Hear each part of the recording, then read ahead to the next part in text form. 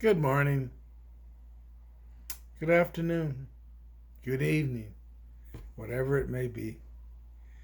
Welcome back. This is a follow up about the Green Man. You see, President Trump got in a standoff with the Democrats, so he vetoed the second stimulus package and vowed he wouldn't do it because he was going to show the Democrats who's in charge. The fact that 30 some million people were unemployed and had no benefits except the very little, measable, if that's a word, benefits from the states. The $600 stimulus package was gone. And Trump said, I'm never signing it. I don't care. Because I have to show the Democrats who's in charge. Well, things got worse. Things got worse because you imagine having that many million people deprived of ability to work. Because what happened was they did open up even some of the restaurants for a while. And then the virus got worse again. So they shut everything down again. And then we started having looting. Well, Trump brought in not the National Guards, he brought in the soldiers. And they are stationed like you drive downtown and there's a couple on each block, and then when anytime anything erupts, 50 or more just seem to come out of nowhere. Well, one other problem was happening is that some families, luckily, did have money still. Some government employees mainly. And they would go to work and they would have some money. And they would sometimes go to, say, Costco or Smart and Final or Sam's Club and buy, bushels and bushels of food, fill up 2-3 cartons, because they never knew when the next axe was going to fall, that supplies would be cut off or whatever would happen. They just didn't know. Well, what was happening is that these unemployed people, and I'm not ever justifying this, but you can understand where they're coming from, would follow these people home that bought 3 or 4 baskets or carts of food, and they'd write their address down. And they maybe that night or next night, they would have a home invasion that would just wipe out, take all of this stuff. And the police, they were scared.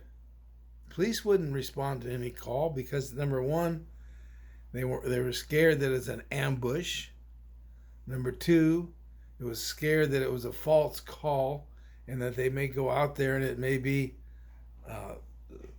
some family that was not doing anything wrong, and next thing they know, they're rushing in the house thinking there's some problems, and anything goes wrong, the police are blamed. So basically the police just said, hey, you call us for these kind of problems, we'll send out some social worker. Well, social worker, he wouldn't walk out and go into a mess like that. So very strangely, secretively, and the reason I know this, I have a friend of mine that's a secretary with the police department, and China started helping the police. Like this little fellow, remember we talked about him with his secret thing inside of him? Well, the Chinese also have all of our records concerning unemployment. They could look up me and find out when I drew unemployment. They know my name, age, social security number, everything about me. All they have to do is kind of isolate and pick me out, because normally they're just dealing in masses. But what they started doing was picking out people who, number one, who they knew were unemployed, and then they would listen to their house if they happened to have the Green Man or something like it. Because don't forget, they didn't just do it on the Green Man. They had all kinds of toys. And they would listen to that house. And they could tell if people were talking about the stuff they got from XYZ house, or did this or did that. And then they would send the tip to the police. And then the police would go raid the house and take back all of these ill-gotten goods. Well, this got Trump furious that the Chinese could be doing something to help us, and that it wasn't him. He has to get credit for everything. So he devised a plan, at least he tried to devise a plan where he would get credit for the help of the Chinese, but that didn't work. And finally, they came across to Trump that if he didn't okay another stimulus package, he wasn't going to be president anymore.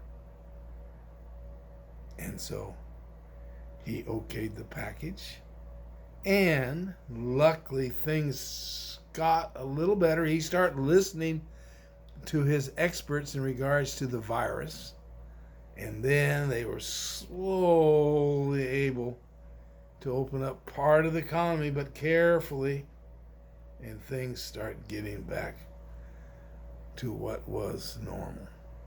Does anybody remember what normal was? This is a sad mess. Well, this is Donald L. Scoville. Appreciate any comments you have, and I really appreciate you subscribing. I'm trying to get some membership. It's been kind of tough, but time will tell. Thank you very much.